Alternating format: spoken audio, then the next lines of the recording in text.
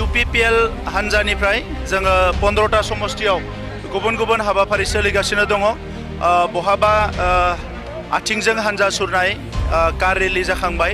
आरो दिनै जोङो उदालगुरियाव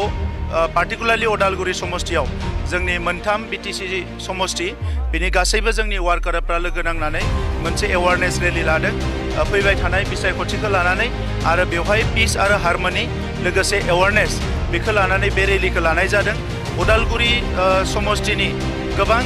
हारि माहारिनि दैदेनगिरि रायजो राजाफ्रा थांनाय मास मोनसे मोननैयाव आंखौ गोबाङानो लोगो हमहैदों आरो रायलायदों जे थांनाय समाव MLA खौ UPPL हानजाया देरहादोंमोन 2020आव MCLA खौ UPPL हानजाया देरहादोंमोन आरो बे 5 बोसोराव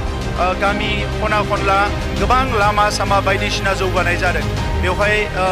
बे जौगानायफोरखौ मोननानै रायजो राजाफ्रा गोजोननाय मोनदों थांनाय 17 बोसोराव माखासे बेवहाय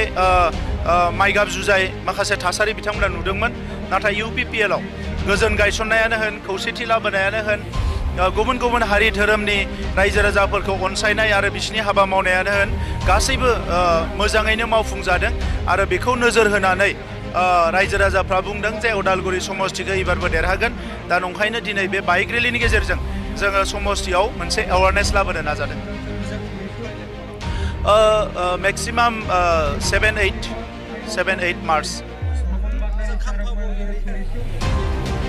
बिथाङा फैदोंमोन जोंनि दोलोआव दा गावनि दोलोआव थांफिनदों आंनि शुभेच्छा थागोन राजनितियाव थाबानो जाबाय जाय जेराव थायो हारिनि मोजां मावबानो जाबाय आं बेखौनो हास्थायो बेबायदिथ' जेबो नङा बिथाङा फैदोंमोन बै समाव BPFआ माखासे बाथ्रा बुंदों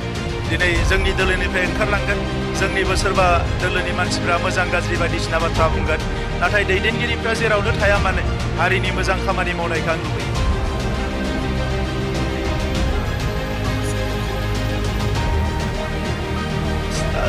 दोलोफोरनि गेजेराव बेबायदि जायो दोलोफ्राव थांलाय फैलाया जाबाय थायो सोरहाबा मायबा आंखाल थायो सोरहाबा मायबा दुखु थायो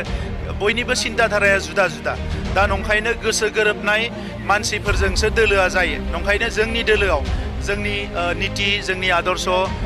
जोंनि इयुन थांखि जोंनि हाबा मावनाय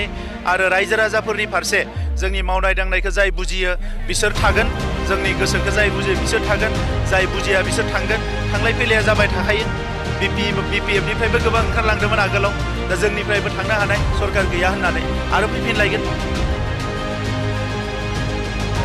रायजो राजाफोरखौ लानानै खामानि मावगोन जुजिनायाथ' पलिटिक्सआव थाखायो